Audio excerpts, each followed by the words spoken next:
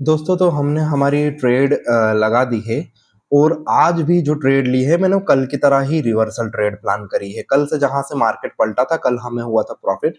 तो आज भी हमारे उसी लेवल पे मार्केट ओपन हुआ और उसी लेवल पे आया है, तो हम रिवर्सल ट्रेड्स ही प्लान करते हैं। चाहे यहाँ से एसएल लग जाए या फिर प्रॉफिट आ जाए, उससे हमें इतना मतलब नहीं है। हमें जो मतलब है वो हमारी प्रोसेस से है। तो लॉन्ग पोजीशन का चार्ट भी हमने लगा दिया है ताकि देखने में आसानी रहे। तो यहाँ से ऐसा भी हो सकता है कि ट्रेड में जल्दी स्टॉप लॉस भी लग जाए, क्योंकि जिस हिसाब से कैंडल से ग्रीन बनती बनती आ रही है और वो एकदम से वो जोन में एंटर करी। और अब यहाँ पर मुझे थोड़े से चांसेस दिखे कि यहाँ से अब जैसे ही मेरे आधे जोन तक प्राइस आ चुका है, निफ्टी 50 में आप लेफ्ट साइड देखेंगे तो आधे जोन तक प्राइस आया और वहां से थोड़ा सा रिजेक्शन आने लगा। तो मेरे लिए यही चीज काफी होती है एंट्री बनाने के लिए। कल की एंट्री भी ऐसे ही बनाई थी। तो बहुत से लोगों का सवाल होगा कि जैसा कल करा मार्केट वैसे ही थोड़ी ना करेगा, मतलब एक ही लेवल से बार बार गिरते थोड़ी ना जाएगा, कभी तो मार्केट ऊपर भी जाएगा। तो यस, वो मार्केट कभी भी ऊपर जा सकता है, नो डाउट। पर ये एक तरीके से रैंडम चीज है। मतलब किसी लेवल पे प्राइस आया और उस प्राइस का वहां से पलटना रैंडम है। हो सकता है वो एक बार आके पलट जाए, अगले दिन फिर पलट जाए, तीसरी बार या चौथी बार जब अटेम्प्ट मारेगा वो तो भी पलट जाए, और पांचवी बार में हो सकता है वो ब्रेक करके चले जाए। होने को ऐसा भी हो सकता है कि पहले दिन उसने एक लेवल जो हमने ड्रॉ करा वहां से वो पलटने लगा और दूसरे दिन उसको ब्रेक करके ऊपर चला गया। तो ये चीज रैंडम है। कोई सा सपोर्ट या रेजिस्टेंस कब वीक होने वाला है ये हमें नहीं पता। हमें सिर्फ हमारा चांस लेना होता है। हमें हमारी ट्रेड प्लेस करनी होती है।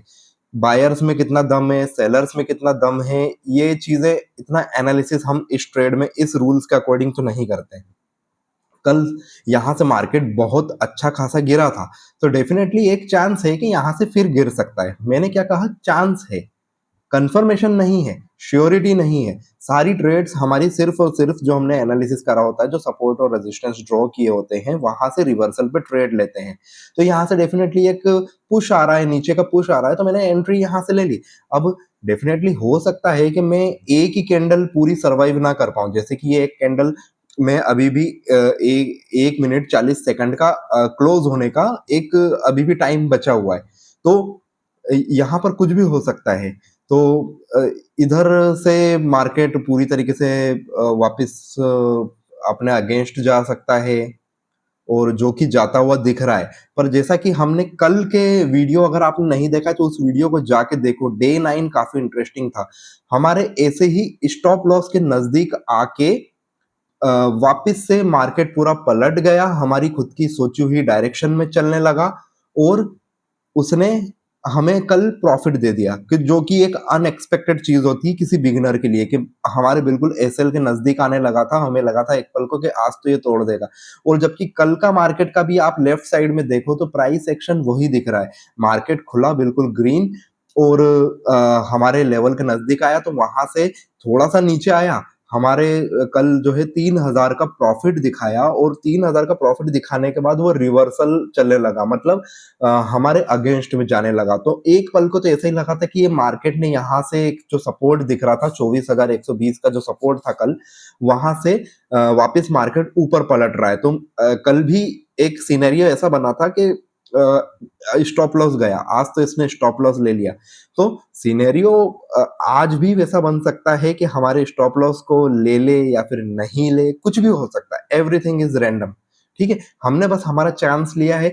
हमने वेट किया हमारी जोन के अंदर प्राइस का एंटर होने का। तो मुझे प्रॉफिट लेने से मतलब नहीं है कि मुझे मेरा प्रॉफिट मिले, ये जरूरी नहीं है। स्टॉप लॉस हो जाए, टारगेट हिट हो जाए, इससे फर्क नहीं पड़ता। फर्क इससे पड़ता है कि मैंने बिल्कुल अपने रूल्स को मार्क किया है, जो उस रूल्स को बिल्कुल टिक करके फॉलो करा।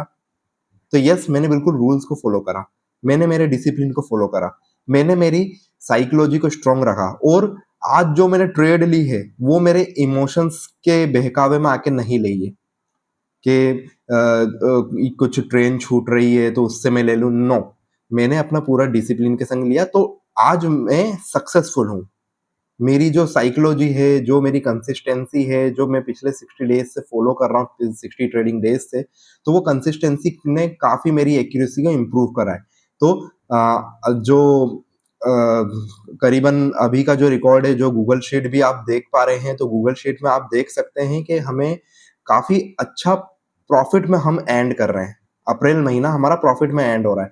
तो ये मार्केट अब देखिए हमारे बिल्कुल अगेंस्ट में चलने लगा है, तो हो सकता है हमारा एसएल ले ले, नो प्रॉब्लम। तो हम एसएल बिल्कुल दे देंगे। देखिए एसएल के बिल्कुल नज़दीक आके जो इतना एक कर रहा है ये, तो कुछ भी हो सकता है, एसएल भी ले सकता है, पलट भी सकता है, पर गॉड नोज़ क्या होने वाला है, या फिर एक टिक और आ जाएगा, ये हमारा एसएल उड़ा देगा। तो क्या मैं अर्ली एग्ज़िट मार दूँ? नो, मैं पूरा एसएल दूँगा, कल पूरा प्रॉफ़िट लिया तो आज पूरा एसएल दूँगा, और उसने मेरा एसएल ले लिया। तो मैंने मार्केट से पैसे कमाने के लिए नहीं आया हूँ, मैं मार्केट से डिसिप्लिन कमाने के लिए आया हूँ। पैसा तो बाय प्रोडक्ट है, वो बनता जा रहा है, ऑटोमैटिकली खुद बनता जा रहा है। ठीक है? तो मैंने आपके सामने गूगल शीट भी रखी है, तो जो भी नया सब्सक्राइबर ये देख रहा है उसको मेरे जो भी परफॉर्मेंस रही अप्रैल की वो अभी दिख रही है। अब अप्रैल में 1 दिन और बाकी है, तो हम क्या क्लोजिंग करते हैं कल के दिन, वो देखते हैं।